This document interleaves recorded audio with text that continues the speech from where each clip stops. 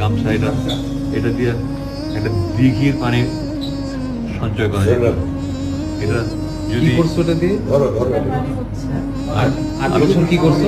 প্রথমে নিয়েছিলাম আমি গরমের সময় নামাজ পড়ার জন্য, কিন্তু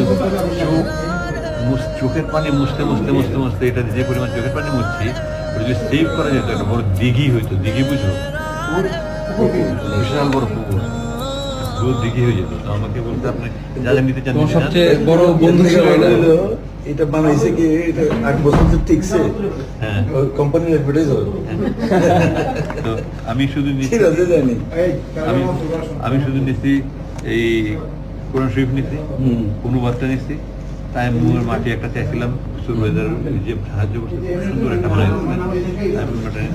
পথে আমার পানি খাইতে হবে, এখানে পানি নিচ্ছি এই মতো। আর কোরআন শরীফটা দেখি কি অবস্থা 8 বছরে।